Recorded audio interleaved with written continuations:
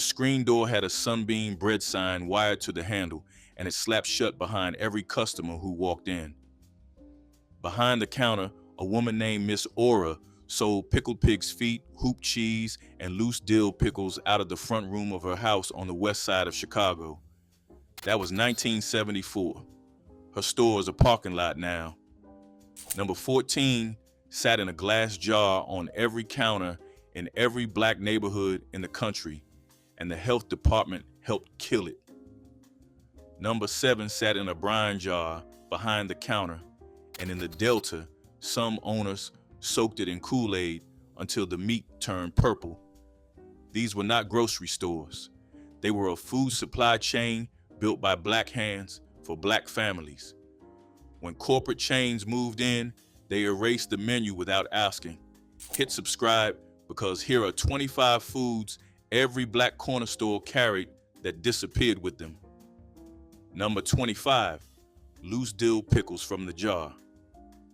Every corner store had one sitting on the counter, sometimes a gallon glass jar, sometimes a repurposed mayonnaise container filled with pickles floating in brine so salty it could strip paint off a fence post.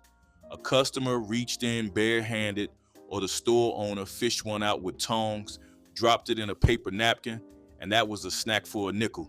The pickles were cold, sour, and loud when you bit into them. By the mid-1990s, health codes across most states banned the practice of selling food from open containers on a retail counter. The jar vanished. The chain stores that replaced the corner store never carried anything like it. You can buy a jar of pickles at a grocery store today, but that is a sealed product made in a factory. It is not the same. Number 24, stage planks, giant flat ginger, cookies the size of a grown man's hand, dark brown and hard enough to survive a week on a shelf without wrapping. They sold for a few cents a piece and appeared in black corner stores across the South from the 1940s through the 1980s. Children bought them after school. Grown men dunked them in coffee on the way to a shift. The cookie faded from corner store counters in the early 1990s without a press release or an announcement. The delivery truck simply stopped carrying them to small independent stores. Some store owners kept a handwritten sign on the counter for months. Stage planks, out of stock.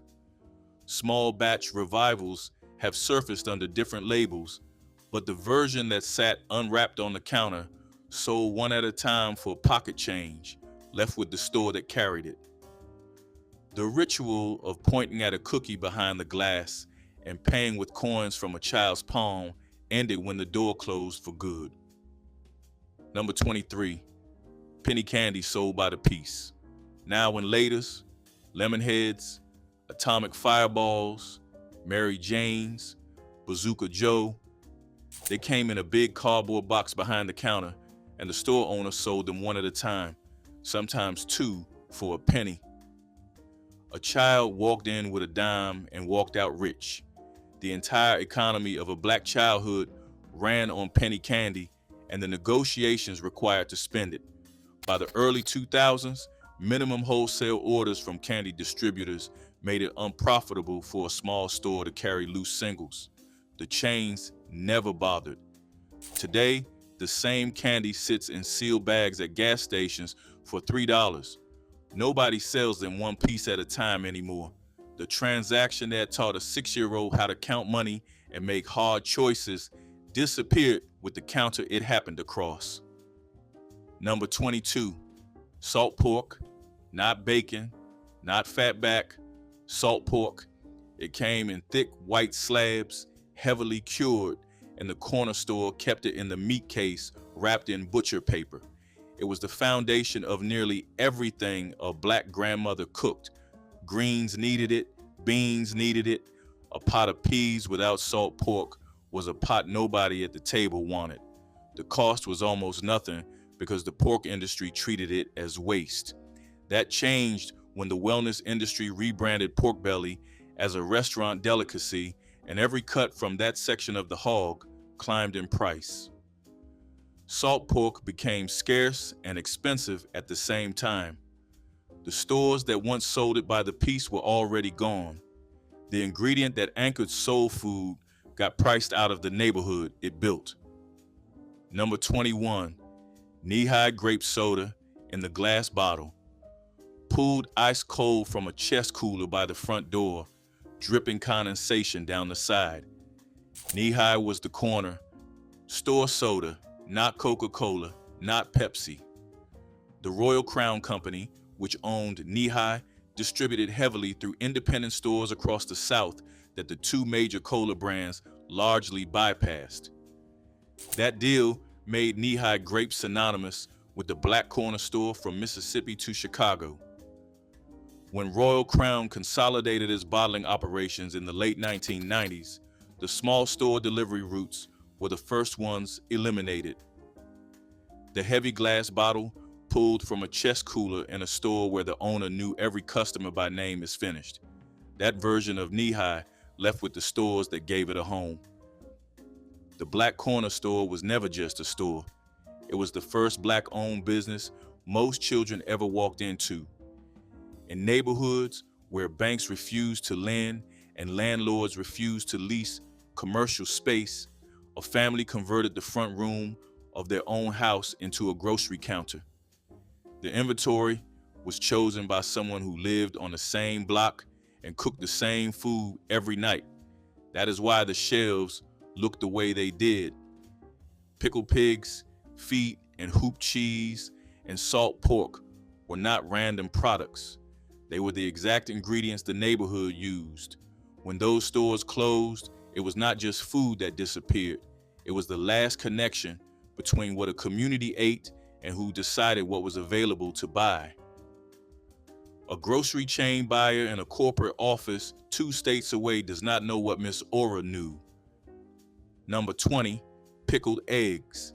They floated in a gallon jar of pink or purple brine right beside the pickled pig's feet, looking like specimens from a science classroom.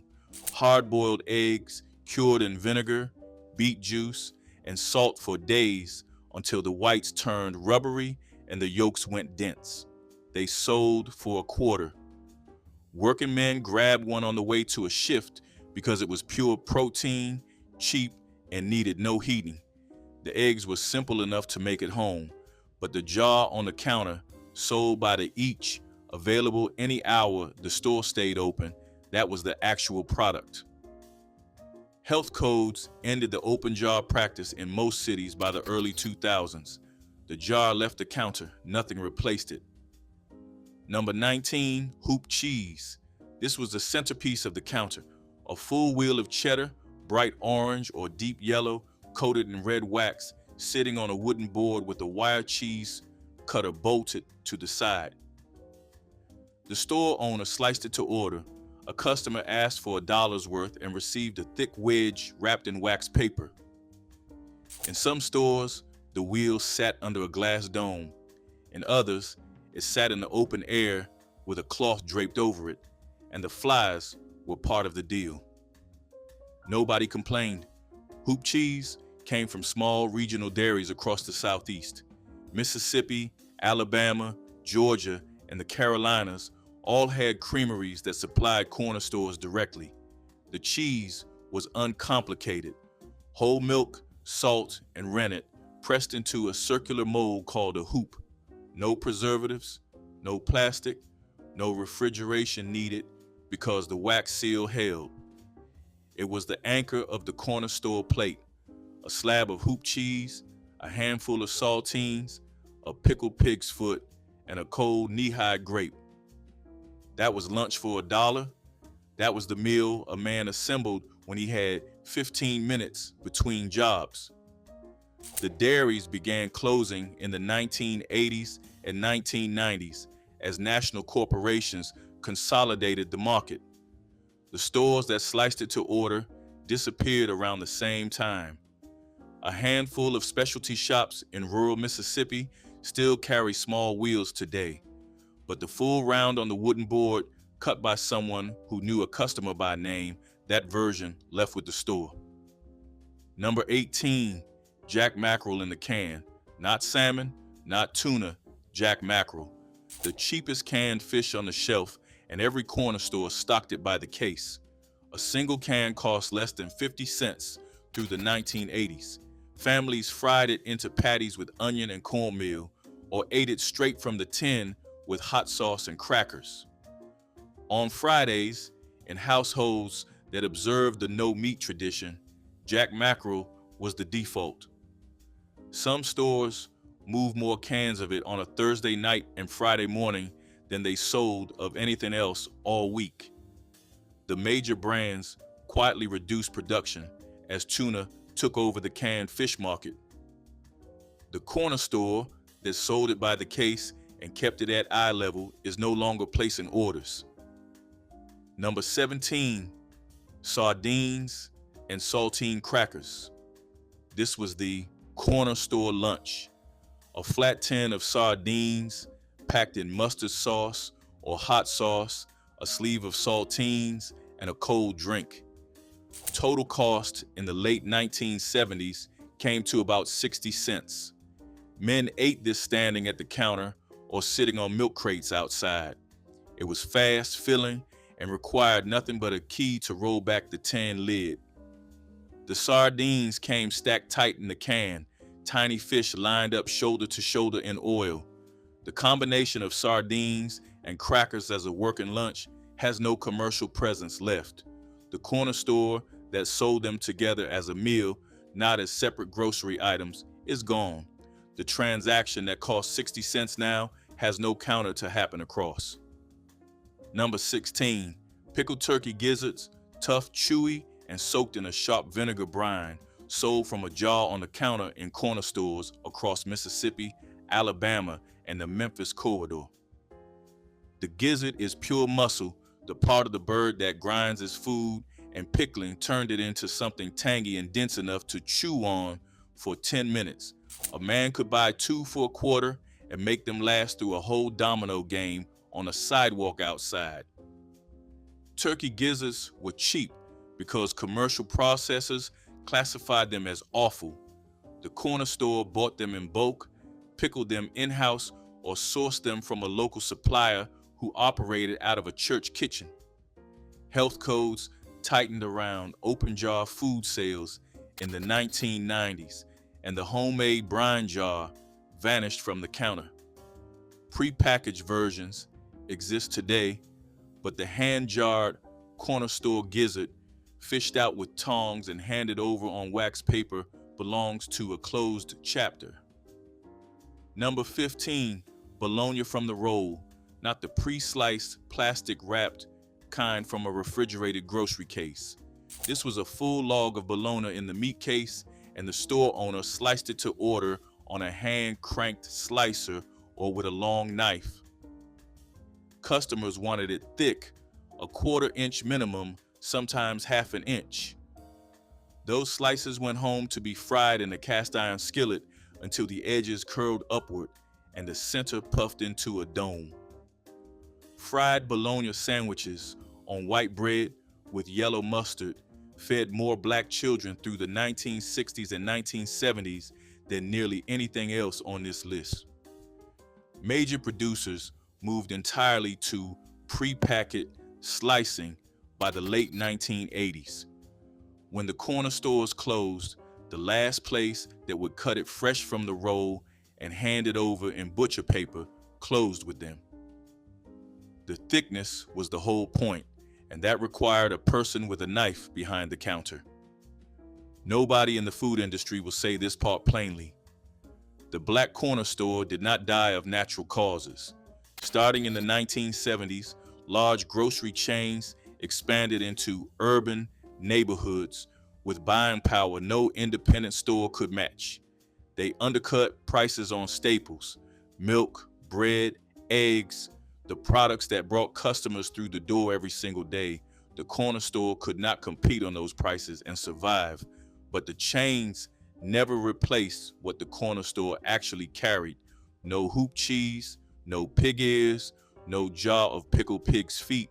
They swapped a curated black food economy for a generic American inventory and called it progress, Nutrition researchers now label the result a food desert, but that desert was not natural.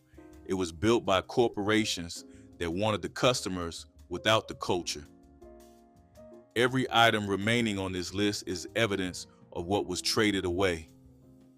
Number 14, pig lips, pickled and packed into gallon jars that sat on the counter beside the eggs and the sausages, pink and glistening under fluorescent light. The lips came from the snout of the hog, a cut so far outside mainstream demand that packing houses practically gave them away. In black neighborhoods across the Delta and the Gulf Coast, they were a staple. The texture landed somewhere between cartilage and cured ham, slick with brine and spice, salty enough to make a person reach for a cold drink before finishing the first bite. Eating them was a public act. A man stood at the counter, pulled a lip from the jar with tongs, set it on a piece of wax paper, and ate it without apology while the next customer placed an order. That transaction required a store willing to keep the jar, a supplier willing to deliver to a single block, and a neighborhood that understood what a pig lip was worth.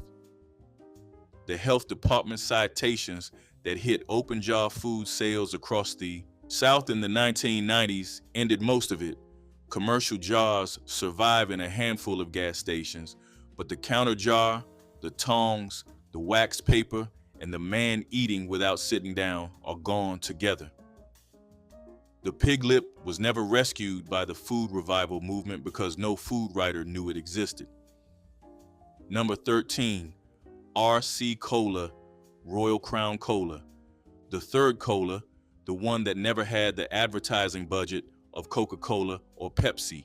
That was exactly why the corner store stocked it. RC Cola distributed to independent stores that the two major brands largely bypassed at a lower wholesale price. In the South, the traditional pairing was an RC and a moon pie, the working class lunch counter in a paper bag.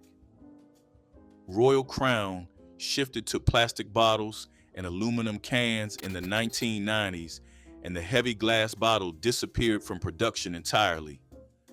The glass bottle from the chest cooler, cold enough to fog the moment it hit warm air, belonged to the corner store. When the store closed, that version of RC Cola left with it.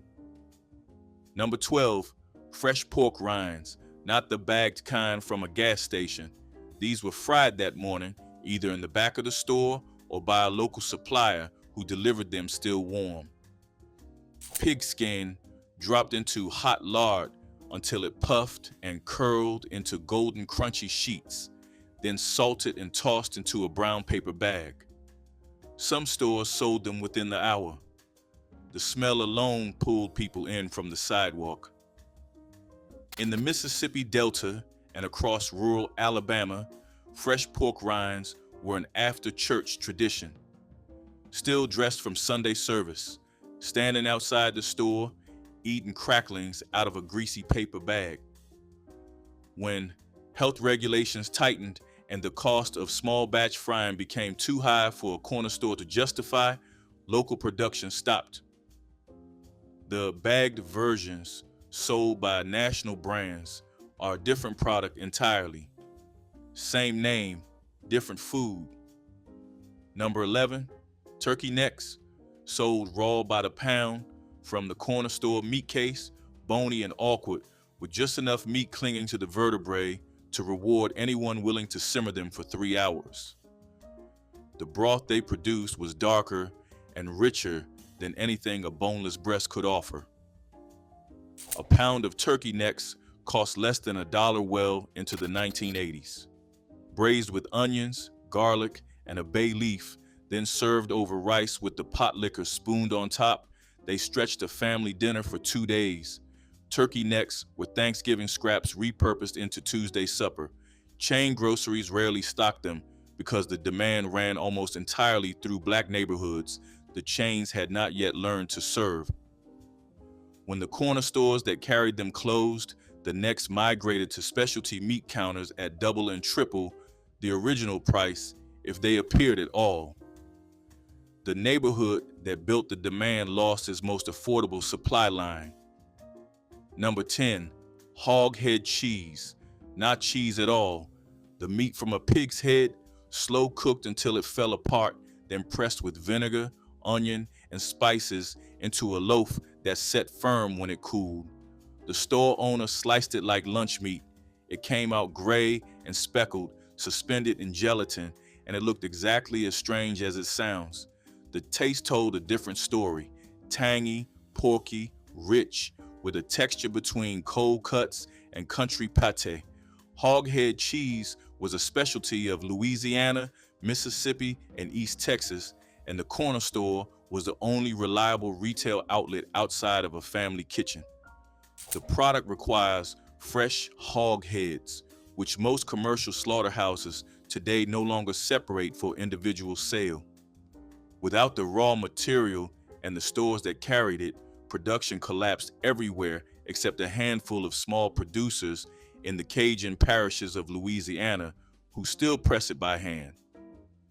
Number 9, Chitterlings, chitlins, the cleaned intestines of a hog sold frozen in 5-pound or 10-pound buckets from a chest freezer near the back of the store. During the holidays, Thanksgiving and Christmas especially, the store could barely keep them stocked. Preparing chitlins was a full-day commitment. Thaw, clean by hand, rinse 3 or 4 times, then boil for hours. The smell filled the house and sometimes the entire block. That smell was the dividing line. People who grew up with it called it the holidays arriving early. People who did not called it unbearable. Production has declined steadily as the generation that cooked them aged out.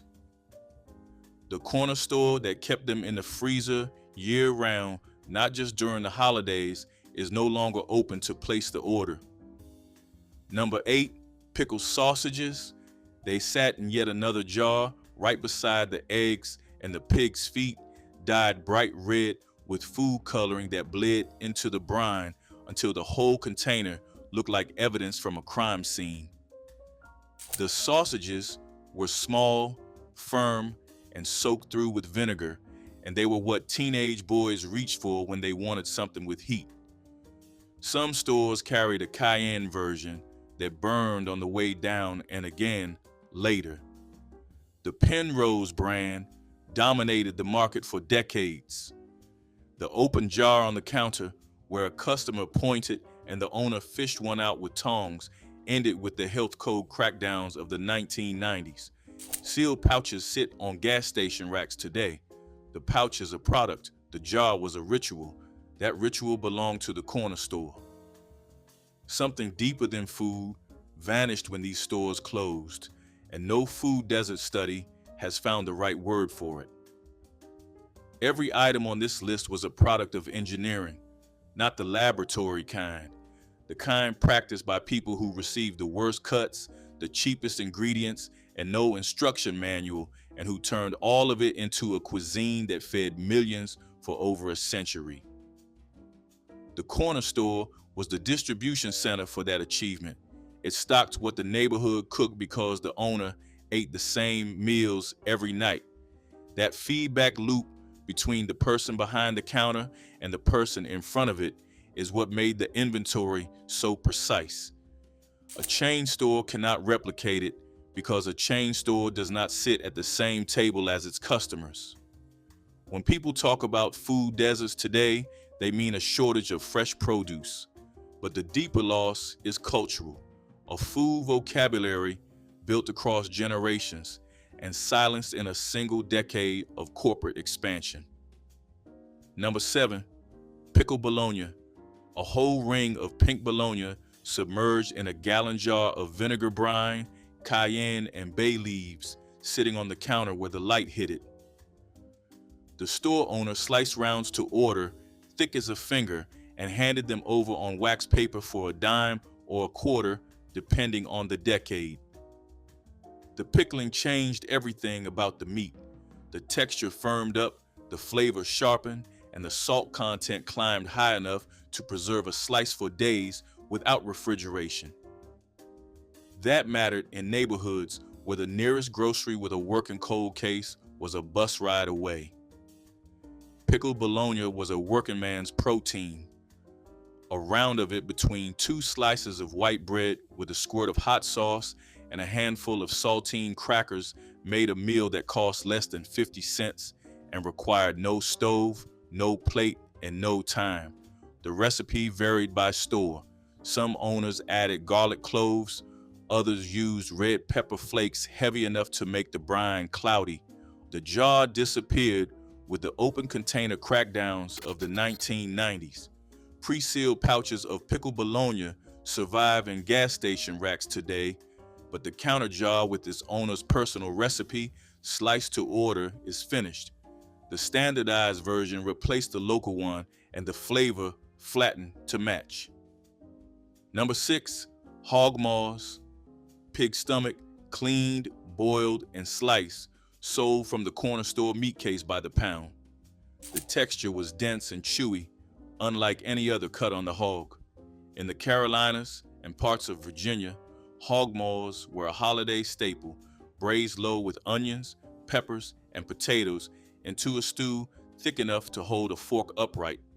In Philadelphia, they were fried crisp and eaten as a snack, sold alongside cheesesteaks in storefront windows along Germantown Avenue.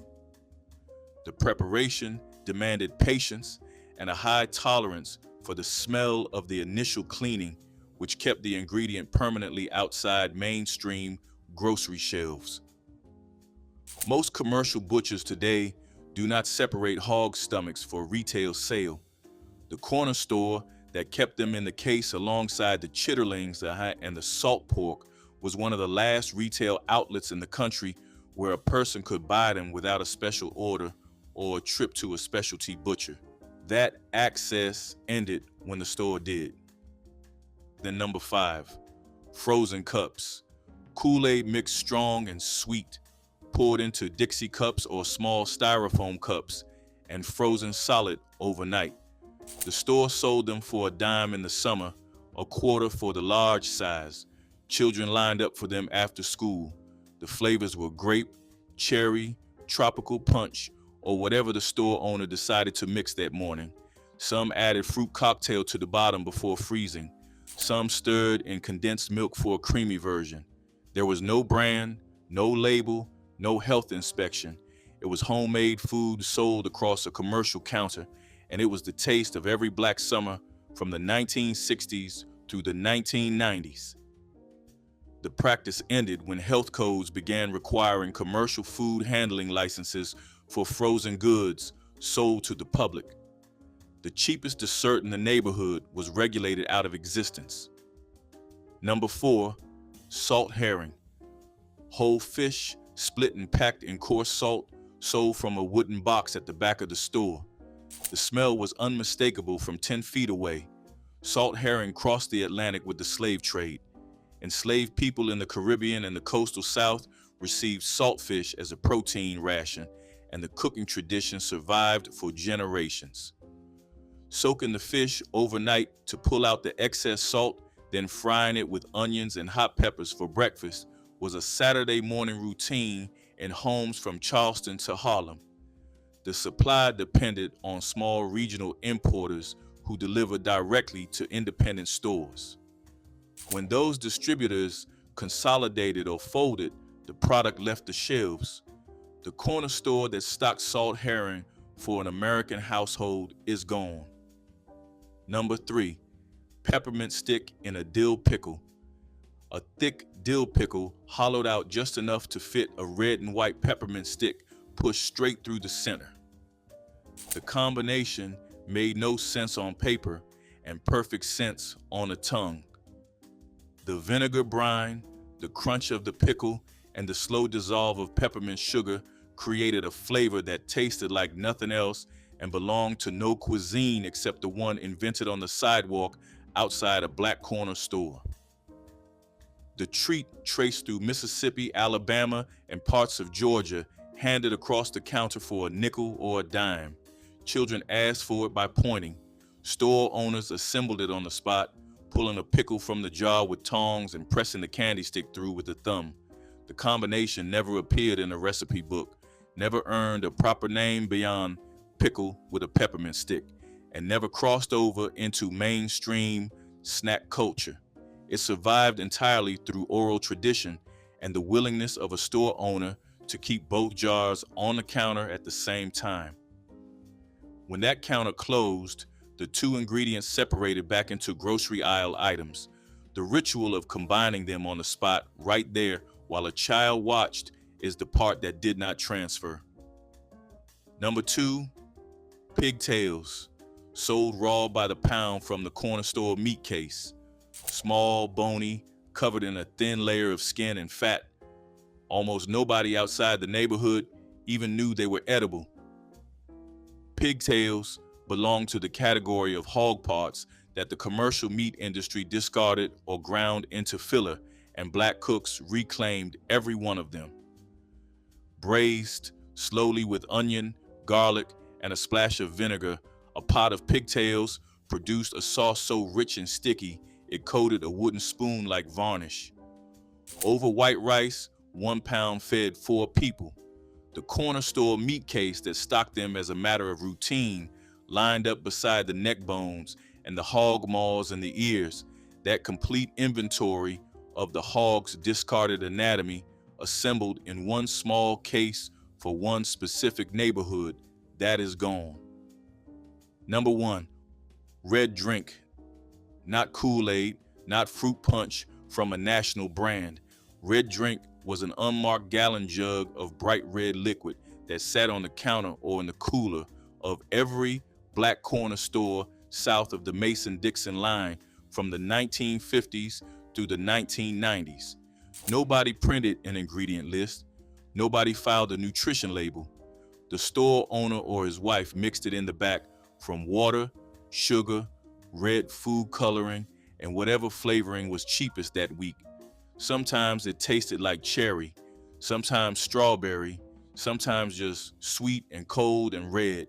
A cup cost a nickel, then a dime, then a quarter across 4 decades, and it outsold every branded soda in the cooler because it cost less and tasted like the store that made it. Red drink had no recipe because it had no manufacturer. It existed only where someone mixed it, poured it, and handed it across a counter to a person who already knew what it was without asking. The jug had no competition from the grocery store because the grocery store could not replicate a product with no formula. When the corner store closed, red drink did not move to a new shelf. It evaporated. Every food on this list can still be found somewhere in some form, but red drink required a specific person in a specific place making a specific decision to mix a jug that morning.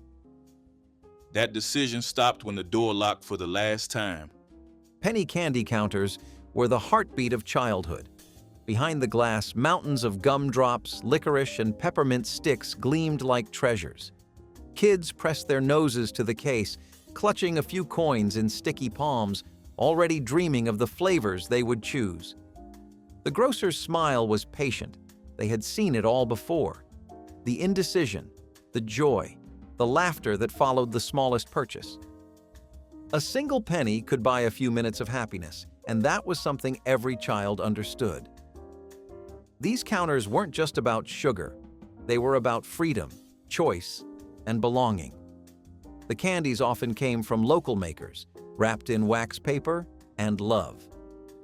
Parents let their children walk there alone, knowing the store was safe ground. It was a place where lessons in money, manners, and trust unfolded naturally. When the kids grew up, they could still remember the smell of sweet syrup and the clink of glass jars, proof that even the smallest things could leave a big mark on the soul. Stewed field peas with cornbread was a southern staple that seemed to appear on tables no matter how hard times got. Field peas were inexpensive, easy to grow, and dried well enough to last through seasons, making them a dependable ingredient when other food was scarce. My grandmother simmered them slowly with onion, maybe a scrap of pork if any was left, until the peas broke down into a thick, savory stew. Cornbread was baked alongside, crumbly and warm, and served as the perfect companion, soaking up every bit of broth. Together they made a full meal, packed with enough substance to keep workers fed after long days in the fields or factories. Field peas were humble compared to black-eyed peas or butter beans, but they carried a taste of the land, earthy and comforting. For families with little money to spare, this pairing was dependable, stretching across generations as a dish of both necessity and pride. Stewed field peas with cornbread filled stomachs, warmed hearts, and reminded everyone that simple food could still be good food. The icebox and soda cooler stood like beacons in the heat of summer. Tall, metal, and humming softly, they were the coldest thing in the room, and the most tempting. Kids crowded around them, peering at glass bottles of cola, grape, and orange soda arranged in neat rows. You would drop a few coins in the slot, slide one out, and hear that satisfying hiss as the cap popped free. The first sip was always magic, a burst of sweetness and fizz that cut through the afternoon sun.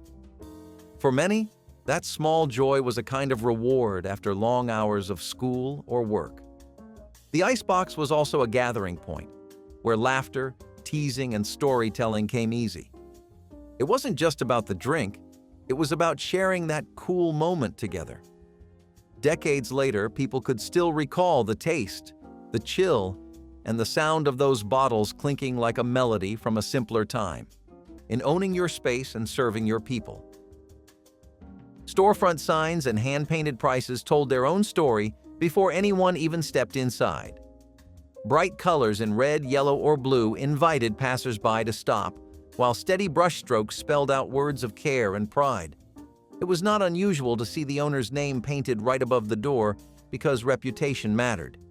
Each letter and number reflected hours of attention, and some stores even hired local artists to make the windows pop. The smell of paint mixed with sawdust and sunlight gave a sense of authenticity that no printed banner could match. The hand-painted signs showed which vegetables were in season, how much the flour cost, or what meat was fresh that day. People trusted the writing more than they trusted the newspapers. There was something honest in a chalkboard that changed with the morning weather or the arrival of a new shipment. These storefronts spoke before anyone ever said a word, announcing not just what was for sale, but who you were buying from and why it mattered. Stewed chicken backs were one of those meals that turned scraps into sustenance. In the 1960s, the back of the chicken was considered the cheapest cut, with little meat clinging to the bones. My grandmother bought them in bulk, cleaned them, and simmered them for hours with onions, potatoes, and carrots until the broth grew rich and fragrant. The long cooking softened the bits of meat so they slid easily from the bones, creating a meal that was both filling and flavorful. Families served the stew over rice or with cornbread, stretching the broth even further. The dish carried smoky undertones if she added a ham bone or a splash of fatback, but it was nourishing even without extras. What made it memorable was how something so overlooked could still feel satisfying and dignified at the table. Stewed chicken backs reminded families that nothing should be wasted, and even the smallest scraps could anchor a full dinner. It was a meal of patience, thrift, and creativity, proof that the cheapest part of the bird could still feed a household with warmth and pride.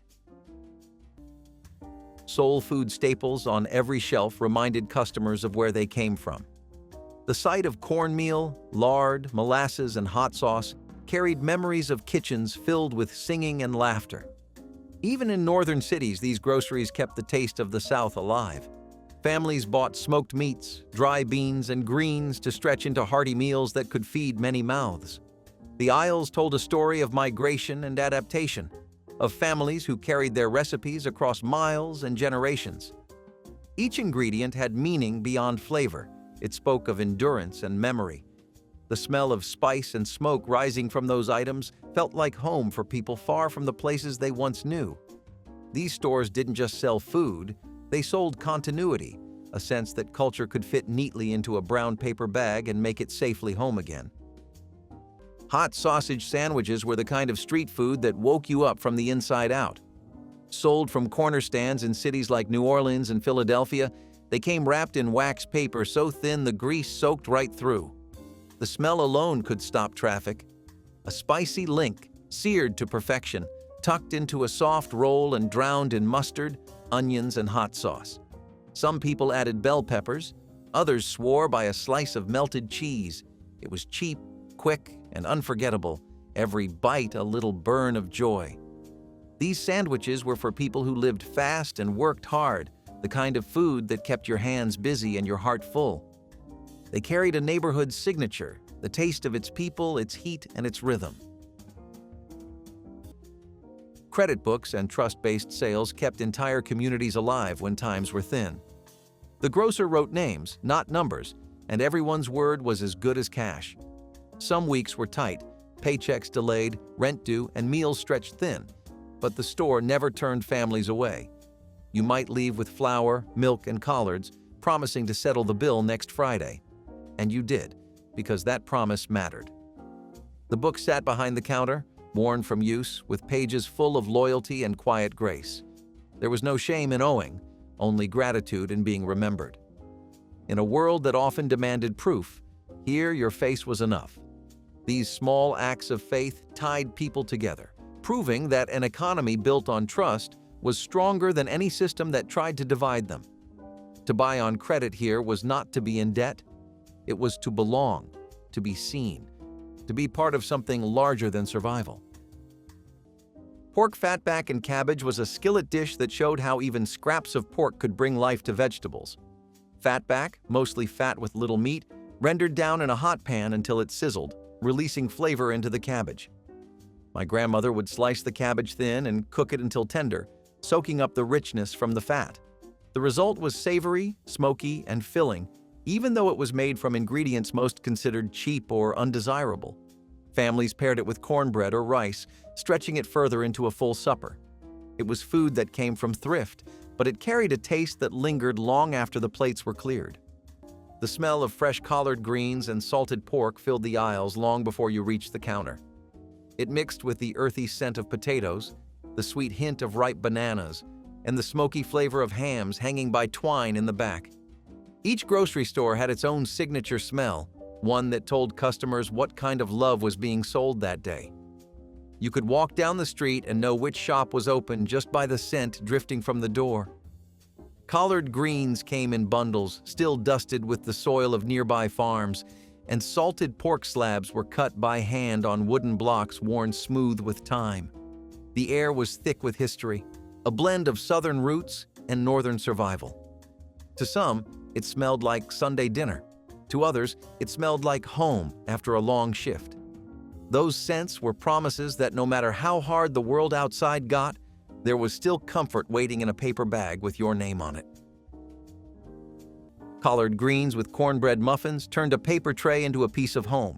Even the busiest diners served them, not because they were cheap, but because they were necessary. Greens simmered all morning with smoked turkey necks or ham hocks, seasoned until the broth turned silky and deep. Cornbread muffins came out hot, golden, and tender enough to crumble in your hands. You could soak them right into the Potlikker and feel the day's tension leave your shoulders. This was comfort disguised as a side dish, soul food in its most democratic form. No matter your paycheck, you could afford dignity here. The greens told stories of the South, the soil, and survival. The muffins reminded you that sweetness could still be simple. Together, they made fast food feel like a family dinner. The barbershop next door and the church down the street made the grocery store part of a bigger rhythm. Saturday mornings meant errands, haircuts, and groceries, all within a few doors' walk. After church on Sunday, people stopped by to pick up something sweet or share the week's news. The closeness of these spaces made daily life feel whole. The same faces reappeared from one building to the next, weaving small-town warmth into city living. The hum of gospel music mixed with laughter spilling out of the barbershop. The grocer knew when choir practice ran late or when the pastor's anniversary was coming up.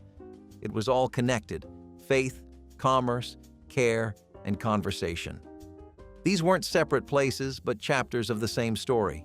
To shop at that store was to stand in the heart of something sacred, surrounded by the familiar rhythm of a community that never stopped showing up for itself. 25 foods that built a neighborhood menu and disappeared when the stores that carried them were replaced by chains that never understood what they sold. Somebody watching this right now grew up with that counter. Hoop cheese and saltines, a frozen cup on a hot July afternoon, stage plank sold for pocket change behind the glass. Drop the one your corner store carried that nobody else remembers. Name the food, name the store if it still has a name. That comment section might be the only record that menu ever get.